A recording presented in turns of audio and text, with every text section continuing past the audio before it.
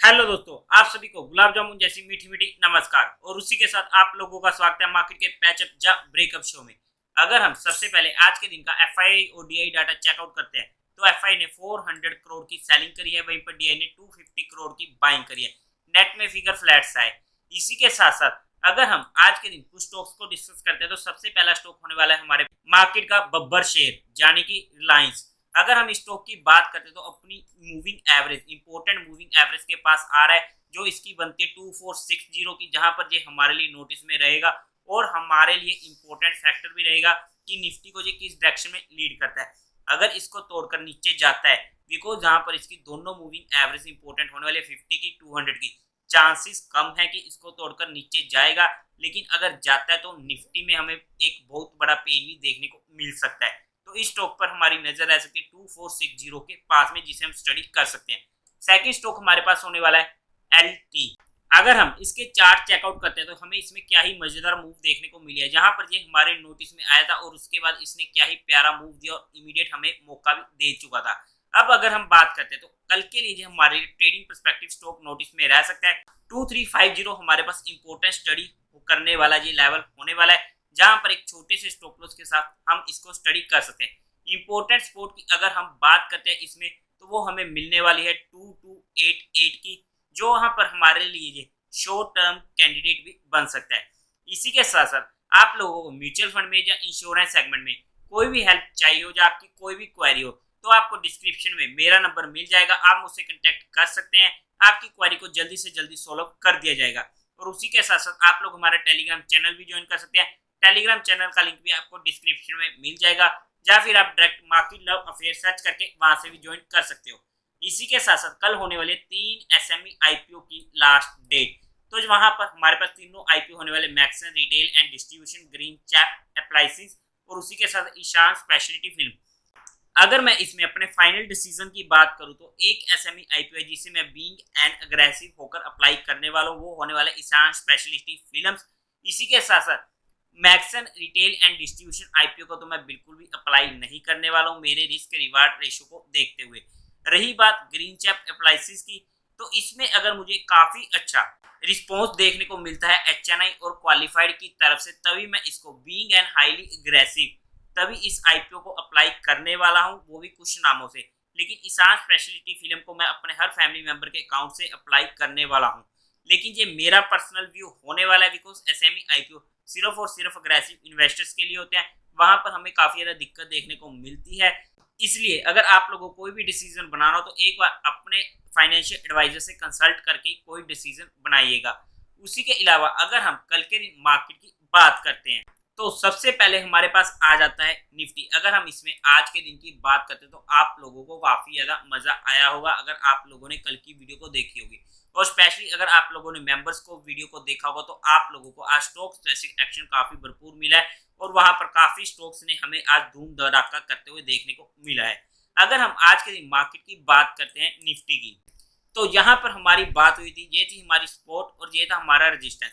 अब मार्केट खुलती है और हमें हमारी सपोर्ट के पास मौका मिलता है, जहां से हमें सीधा मूवमेंट मिल चुकी थी अप्रोक्स 50 प्लस पॉइंट की, जहां पर हमारा ऑलरेडी काम हो चुका था। उसके लिए हमारे रेजिस्टेंस से थोड़ा सा पहले निकल चुकी थी, लेकिन हम उसका कुछ नहीं कर सकते। अगर हमने एंट्री बनाई है पर्सनली, यहाँ पर एक आधा लोट ही बाय किया जाता है और मेनली धीरे धीरे हम बाय करते स्टार्ट करते हैं जैसे जैसे जी हमारे लेवल्स के पास आता है। लेकिन अगर हमारी यहाँ पर एंट्री हो चुकी है तो हमें इमीडिएट दूसरी ट्रेड मिल चुकी थी। उसके बाद हमारी बात हुई थी कि ये स्पोर्ट ऑलरेडी वीक है तो हम वहां पर ज्यादा काम नहीं करना चाहेंगे, तो इसलिए उसके आगे हमारे लेवल्स के अकॉर्डिंग कोई भी काम नहीं बनता था और मार्केट भी एक छोटी सी रेंज में पूरा का पूरा दिन निकाल देती है। मतलब कि अगर हम प्रॉपरली बात करते हैं तो हमें हमारे लेवल्स के अकॉर्डिंग एक तो यहाँ पर ट्रेड मिली है जिसे हम मानेंगे 34th ट्रेड, नेक्स्ट ट्रेड थी 35th ट्रेड, लेकिन हम इसे काउंट नहीं करेंगे बिकॉज ये हमारे लेवल से दूर से निकल गई थी। लेकिन अब अगर हम कल के लिए मार्केट की बात करते हैं तो सिंपल सा सिनेरियो रहने वाला है। अगर मुझे लॉन्ग करना है मार्केट में तो 18,720 के ऊपर ही मैं वहां पर लॉन्ग करने की सोचूंगा। लॉन्ग का सिनेरियो सिंपल सा, अगर इसके ऊपर मार्केट सस्टेन करना शुरू करती है तो वहां पर हमारे पास एक 50 से 70 पॉइंट्स की रेंज ओपन हो जाएगी, जो हमारे पास मेजर रेजिस्टेंस आ जाता है 18,800 का, वहां तक के हमारे पास लेवल्स खुल जाएंगे मार्केट में। अगर हम शॉर्ट की बात करते हैं या तो फिर हमें 18,800 पर मार्केट मिलती है तब हमारा वहां पर शॉर्ट होगा, या फिर अगर मार्केट इसके ऊपर सस्टेन नहीं करती है तो हमारी वहां पर पुट में एंट्री और हमें वहां से 650 तक के पहले टारगेट और जैसे इस लेवल को तोड़ते हैं। ये स्पोर्ट काफी ज्यादा वीक हो चुकी है हमारे पास टेक्निकल बेसिस पे, तो हमारे पास नेक्स्ट जो स्पोर्ट होने वाली है वो हमारे पास होने वाली है 18,550 की, जो हमारे पास इंपॉर्टेंट होने वाली है।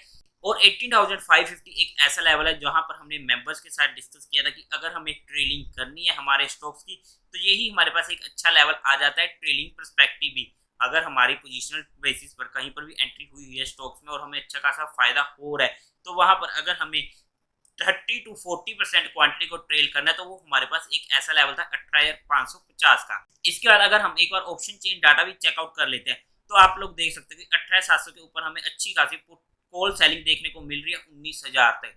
मतलब कि मार्केट में हमें ऊपर की साइड की अपॉर्चुनिटी कम है। 18,700 हमारे पास मेजर पेन का लेवल बना हुआ है बिकॉज दोनों साइड हमें कॉल सेल और पुट सेल दोनों देखने को मिल रहे हैं। अगर हम शॉर्ट साइज की बात करते हैं या पुट सेलिंग की बात करते हैं तो हमें 18,500 पर और 18,600 पर एक अच्छी खासी पुट सेलिंग देखने को मिल रही है। मतलब कि अगर हम बात करते हैं as compare to put selling हमें कोल्ड सेलिंग ज्यादा दिक्कत देने वाली है। मतलब कि मार्केट में ऊपर जाने की पॉसिबिलिटी कम देखने को मिल रही है एज पर डाटा, और आज के दिन डाटा भी वीक बना हुआ था। मेजर रजिस्टर्स हमारे पास आता है 18,800 का डाटा बेसिस पर। इसी के साथ साथ कल के दिन होने वाली है फिन निफ्टी की एक्सपायरी। तो अगर हम फिन निफ्टी को भी एक बार ऑप्शन चेन में देखते हैं तो आप लोग चेकआउट कर सकते हो कि फिर से हमें ऊपर की साइड 19,600 से ऊपर 650 और 700 पर अच्छी खासी कोल्ड सेलिंग देखने को मिल रही है। 19,600 हमारे लिए एक मेजर रजिस्टेंस का बनने वाला है जहां पर हम चार्ट में जाकर टेक्निकली देखते हैं। और उसी के साथ साथ अगर हम स्पोर्ट की बात करते हैं तो हमारे पास इसमें मेजर स्पोर्ट निकल कर आती है 19,400 की, अगर हम डाटा बेसिस पर चेकआउट करते हैं। अब अगर हम फिन निफ्टी को चेकआउट करना चाहते हैं टेक्निकल बेसिस पर तो आप लोग चेकआउट कर सकते हो। 19,600 हमारे लिए मेजर रेजिस्टेंस रहने वाला है और 19,400 हमारे पास मेजर सपोर्ट रहने वाला है। अब सिंपल सा सिनेरियो होने वाला है, बीच में कुछ भी नहीं करने वाला हूं मैं। अगर हमारे रेजिस्टेंस के पास आते तो वहां पर एक 30 पॉइंट के स्टॉप लॉस के साथ पुट बाइंग में हम इसको स्टडी कर सकते हैं। सिमिलरली अगर हमारे सपोर्ट के पास आता है तो वहां पर 30 पॉइंट के स्टॉप लॉस के साथ हम इसे कॉल में स्टडी कर सकते हैं। लेकिन हमारा स्टॉप लॉस स्ट्रिक्ट होना चाहिए, इस चीज को हमें समझना पड़ेगा। लेकिन जहां पर एक्सपायरी होने वाली है तो हमें यहाँ पर काफी कंट्रोल्ड क्वांटिटी में काम करना पड़ेगा। जैसे कि अगर हम 10 लोड्स में काम करते हैं तो वहां पर हमारे लोड्स की क्वांटिटी सिर्फ 2 ही रहनी चाहिए। मतलब कि हमारी क्वांटिटीज को हमें 80% से मिनिमाइज कर देना चाहिए। लेकिन जितनी भी चीजें आप लोगों के साथ डिस्कस की गई है वो सिर्फ एजुकेशन, लर्निंग और केस स्टडी पर्सपेक्टिव होने वाली है, जहां पर किसी भी तरीके की कोई भी इन्वेस्टमेंट टिप या एडवाइस नहीं दी गई है।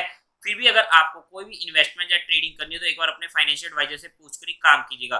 तो देवी और सज्जनों, उम्मीद है आप लोगों को ये वीडियो अच्छी लगी होगी, तो इस वीडियो को लाइक कीजिएगा, शेयर कीजिएगा और साथ ही साथ चैनल को सब्सक्राइब करें। Thank you very much.